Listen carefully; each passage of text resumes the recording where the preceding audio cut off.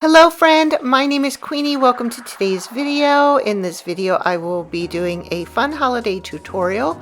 I'll be talking a little bit about how I got started with my small business, and I will be sharing some fun footage of what goes on around here on a daily basis. So I need to get my nail stand set up, and I use the little tabs that you use to attach your press-on nails.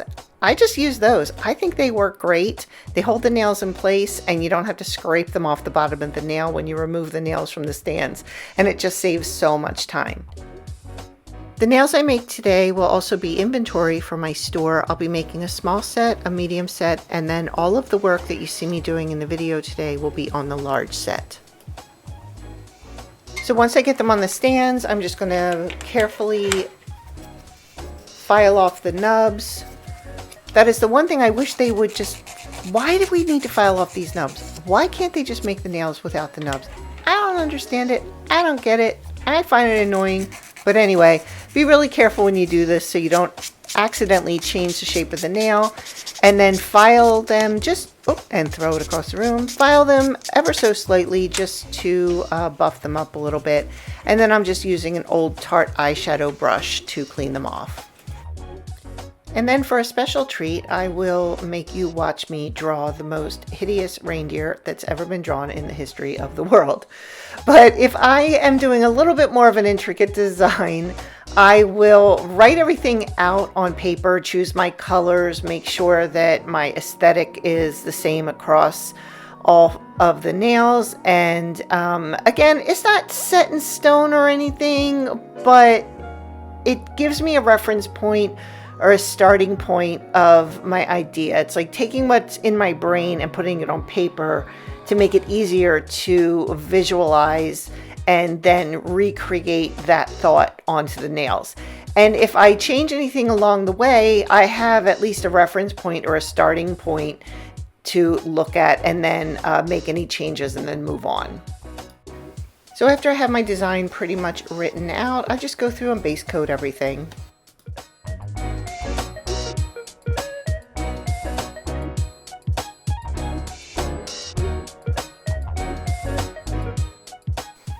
And I decided to go with a pretty pale pink for the middle finger and the ring finger. And we are just going to pause here for a moment to talk about these ridiculous little pink things that I bought to slip over my fingers. I thought it would help keep the gel polish off my skin, but they're so tight and they're uncomfortable and they hurt so bad that I need to take them off almost immediately after I put them on. So I just wanted to show you these. If you see them, they're just ridiculous. So to spare you any more of my wonderful drawing, we're going to be doing some stamping today. And I chose this adorable little reindeer stamp to go on the middle nail of each of the sets. Stamping is how I got started with nail art. I used to watch nail art stamping on Instagram incessantly. I was influenced by the influencers, and then I became an influencer myself.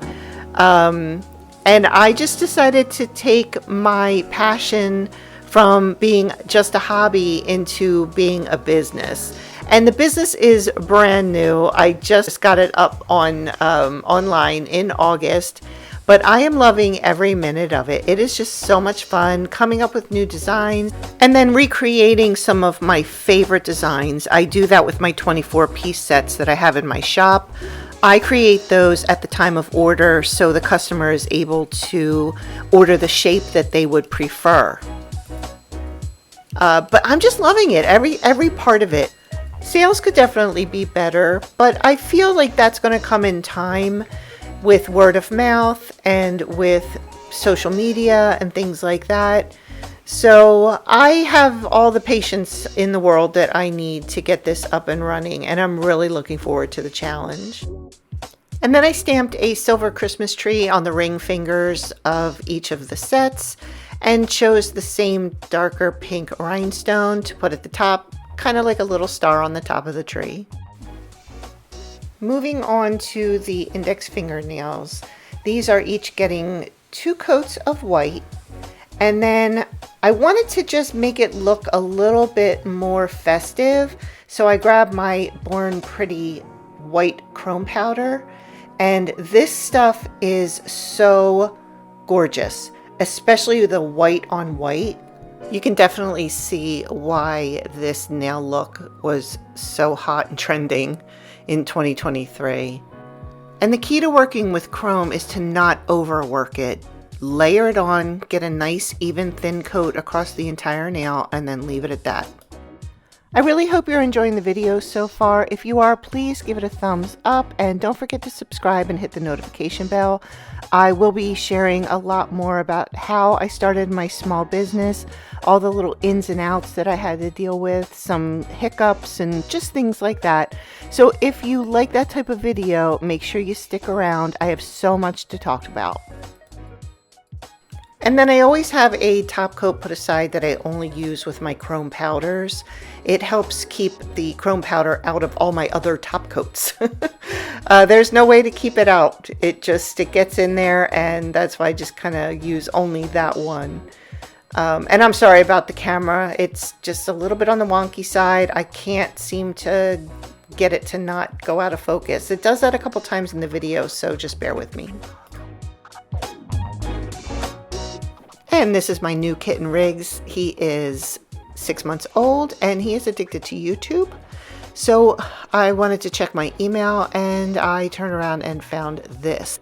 So I will check my email a little bit later in the video. So the main design for the white index fingers is going to be a silver metallic snowflake. I thought the silver metallic over the white chrome would just pop. I love the way it goes on. Oh my gosh. Wait, come on camera. Oh, look how pretty that looks. The snowflakes actually look a little bit darker than they are on camera. I think it's just the way the light picks up, but here you can see the metallic of the snowflake over the white chrome. So I'm just going through and putting on some rhinestone glue into the center of each snowflake, and then going in and putting in a clear small rhinestone in the center of each snowflake.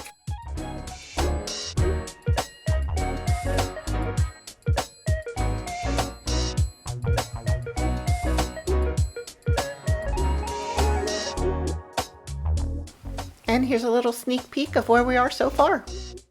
And here's Riggs. If anybody's expecting an email back, I'll catch you tomorrow. Okay, that's done.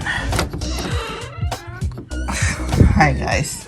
I was just taking trash downstairs. I'm sorry I left you for an entire 27.5 seconds. Can we get back to work now? Okay.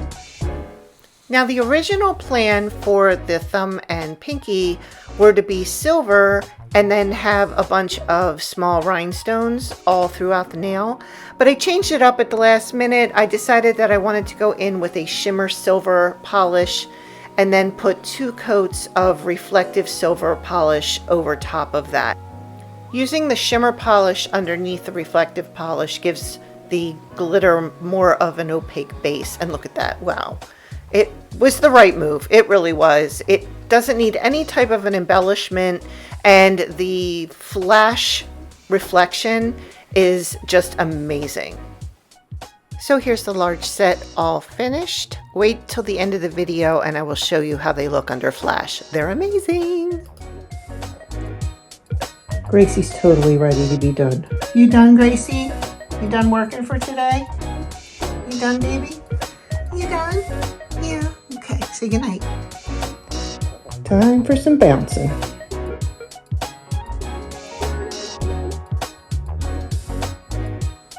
Snack time.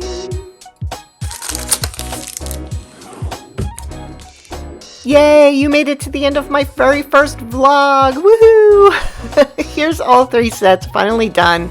There's the large, that is the medium, and that is the small. I will be listing them on my website right away, so I will make sure that they are available.